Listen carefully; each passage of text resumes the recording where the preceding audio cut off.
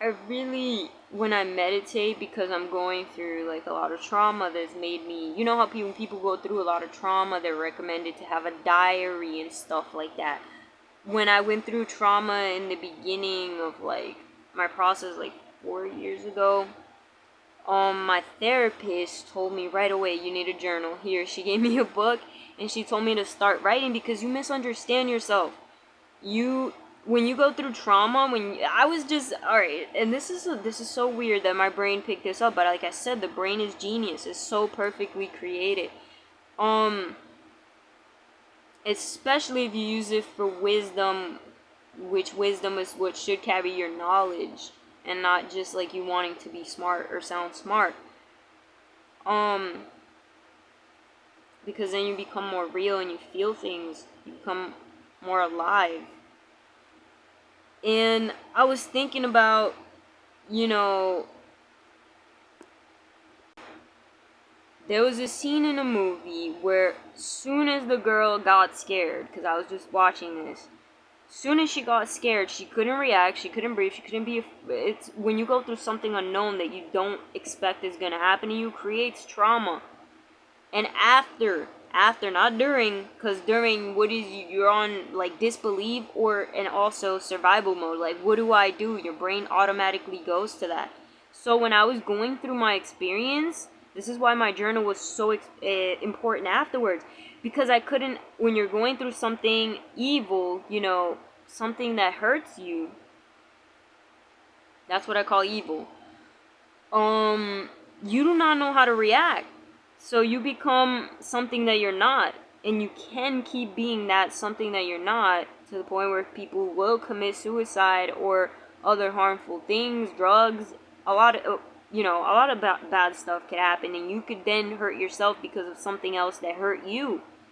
So it's very important to realize the roots of your things after you go through something. And just like in this movie, the girl didn't know how to react. She couldn't breathe. She didn't do nothing but be still until the person left. And that's when she was breathing and like having all these weird. And I've been in that position where I'm like, what do I do? What do I do? And I feel like something so bad is going to happen to me. And then after, the experience left, that's when I start the heavy breathing and I start crying and I start thinking, well, what do I do? What I do afterwards? Because I'm no longer in, the worst part of it, but some bad could still happen to me because of the situation. And it's funny because I was just watching a scene like that brought back to mind when I experienced it in real life, when I was going through hardcore trauma. So, but I couldn't write in the journal because I was still in that, space of what the hell do I do and what the hell is happening? Like, how could this be happening? And now I'm just like, well, just make videos and record it because it's important. Even if nobody watches this in the future, right now it's helping me analyze and grow. Another thing is, right, we're here, basically everything here is an experience showing us that we need to touch, we need our hands. To breathe, we need to inhale. To see, we need our eyes. We need to look at things. We need. We always need. And when people lose that state of, not that you're needy, you just need to know, why is it that way? And it's not also like, that you need to feel like, oh, you need something. It's just the way it is, because it's just another thing is like this generation wants to turn neediness into like a bad thing. And there's a way around it. Like, I'm not saying that you need to be, crazy needy. Like, you need to analyze why you need something in your life. Because need is more important than a want. When you need something, it's just something that you can't live without. And I feel like it gives it that much more value because you see it as a part of you. Then you grow to see things as, you shouldn't hurt it. You shouldn't mistreat it. You should be more careful. Like, you're obviously gonna be careful with your eyes because without them, well, how the fuck you're gonna, get around and see shit? It's gonna be a little bit more, hard. You're gonna be more careful with your hands, right? Because you need it. And that's how, like, I was thinking about, like, that's how I should be with humans. That's how I should think. And it's hard for me not to, feel like an idiot saying these words, because I've gotten so aggressive with my enemies. But I'm like, it's not bad to be aggressive with your enemies. You need to stand up for yourself. There's a point where you need to stand up for yourself. But what if then I act that way with someone I love? And that's what scares me, because I'm like, I don't want to be like that with someone I love, with someone who's taking their time with me.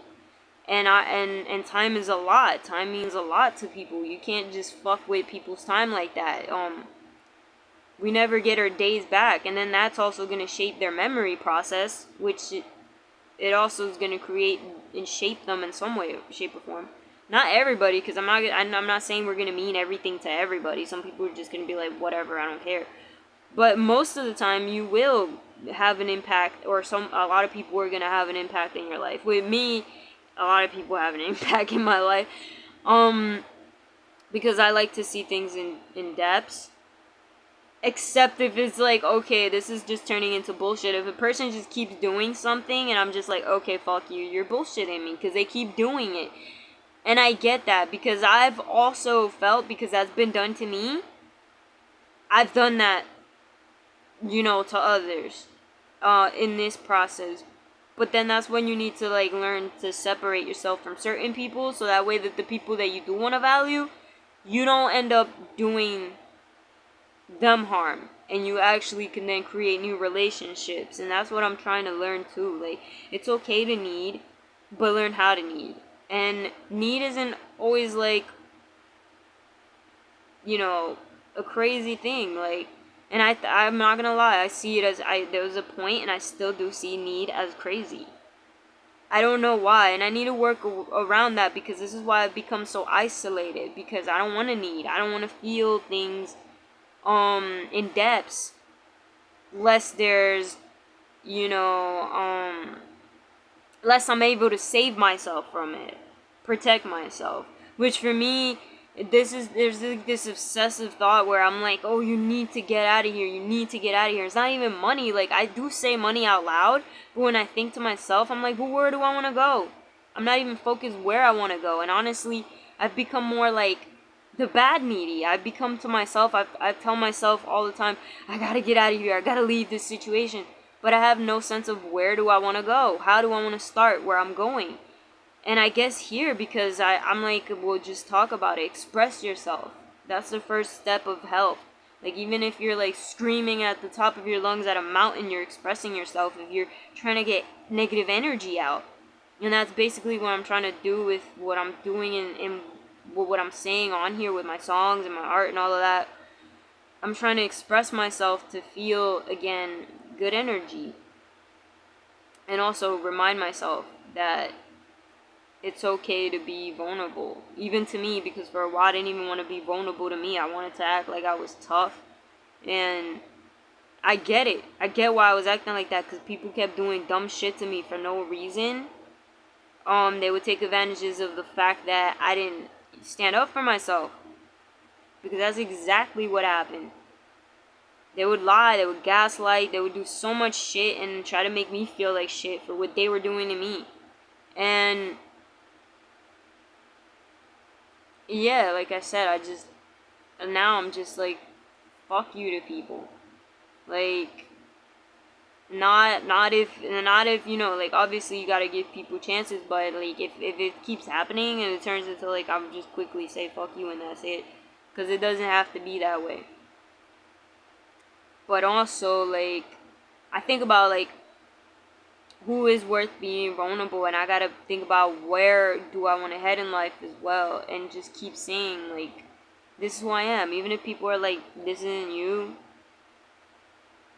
it's who I am. I don't give a fuck. It's who I am, because most of the people that have told me I'm not me, they end up acting like me. They end up doing the things I do in secret. And I'm just like, I'm so tired of that, because I'm like, okay, you literally told me that I was wrong for being that way, but you're acting worse, and you're saying words. They would literally say word for word of what I would say in secret. They would act like me. They would want to portray the characters of me that seem very outstanding when I can be, in my higher state of being. And those are the envious people. That's when I became like noticing, yeah, there are people that envy me, and that's why they're giving me poor advice and telling me I'm something I'm not. And another thing, I had to be careful with those people too, because I had to feel safe being bad too. We're not good people. We're not good 24/7. I had to find a place within myself to feel like you're good, even if you're good or bad, as long as you know what you stand for. And I'm not talking about, like, oh, I'm gonna go kill, because like I've been so much around Christians that I always gotta say this, because Christians are retarded. They don't get it when I mean, like, it's okay to be bad for the right reasons. Jesus was crucified. They're Jesus. I don't believe in that. For the right reasons, right? Because I'm using, like I said, I'm going to use their weapon against them. I'm going to use the same weapon against them for the right reason. Although I don't believe that sacrifice is a good thing. I don't think Jesus died at the cross. I don't think that ever happened. Because that's crazy. If you believe in energy, you're going to come and see that if he was trying to, like, change the life, he would bring in life. He wouldn't bring in death. And he wouldn't bring in sacrifice, for there no longer to be a need for sacrifice. Because the way our brain works is, if you're doing, like, I noticed it with me. If someone's being negative to me and I react negative right back, more negative is going to come out of it. If someone's doing some, if I want to get out of my negative thoughts, I have to be positive. If I don't want to be poor anymore, I have to start hustling. I have to move against what I'm not, not doing the same thing. And if Jesus was trying to end sacrifice, because that's what they said, he came down for there, also for people not to have to sacrifice, because they used to have to sacrifice animals, which is another crazy shit. Why are you sacrificing animals? That's retarded. But if he was trying to do the opposite of that, why would he sacrifice himself? It just didn't make no sense. The brain don't even work like that. Logic don't even work like that. And we don't even work like that. We have to do the opposite of what we're feeling to get to a different place. Even energy. Because I know the Christians are going to be like, oh, they just don't understand because it's religious. I mean, we're all spiritual, and they're not. Well, energy is... Spirituality doesn't mean shit. It's not real. But energy is real. And if you think about it, that shit travels. And yes, it does come out the same. If Jesus was sacrificed, then we would still need to sacrifice. When the Bible talks about the heart is deceiving, remember, these are gurus. They're just saying words. They're gurus. We have new gurus that just say words until, scientists are like, no, wait, no, the brain works like this. Because we learn by experience. We're growing every day. When the Bible said, oh, the heart is deceiving, no, it was talking about, yes, the heart receives the most. When it receives a lot through experience, then the heart wants to become that because it feels like it's safer in that zone. But what it really was trying to say is that do not listen to experience, because experience is deceiving. It's not because if you still believe wholehearted, well, if you still believe full-hearted in something, it's gonna happen. If you believe good, your heart is not deceiving. You're gonna receive good. Your heart is not deceiving. If you believe, but if someone, that, like, I'm not saying, like, because you feel love for someone and they're abusive to you, no, like, then you move because that experience sucked. What is deceiving is what your heart received, not the heart itself, the experience, because your experiences shape you the most with feelings, and that's what your heart, makes you feel. It travels through your nerves, it goes through your brain, and when you think about it, it's really your brain that's giving you the acknowledgement of what you're experiencing, but your heart is actually allowing you to see the different emotions, because it's pumping like your blood. It's it's moving you, basically. Your heart moves you to feel these things, as your mind only allows you to acknowledge it. So I'm gonna call this video "Home is Where Your Heart Is," because honestly, I feel like that verse from the Bible it didn't make any sense. Your heart is not deceiving. It's the experiences that are fed to your heart that is deceiving, and then you must move away. But your heart is not deceiving itself. It knows what it wants, and if it wants something good, it's gonna happen. If it wants to have whatever experience is gonna happen, your heart is telling you the truth. It's what it experienced that you shouldn't feed it and change its mind. Because sometimes, well, a lot of the times we experience bad things and the heart wants to accept that as the truth. It wants to, because your nerves and everything is traveling, letting you know, this is a bad thing, making you feel like it's a bad thing, because it was a bad experience. Like, let's say for a woman, she went through a bad marriage, and I had a lot of people tell me stuff like this, where they went through a bad couple thing, and then they don't want to experience it, even though they want to experience it. That's where you could apply your heart is deceiving. They don't want to experience it because they experienced bad shit with someone else, so they never want to experience it again. So really, it's not that the heart is deceiving, it's what their heart experience that was deceiving. Because it's deceiving them to believe that they cannot have that again when they can. They just got to know how to find that balance in life, to have it for real, instead of someone pretending or stuff like that.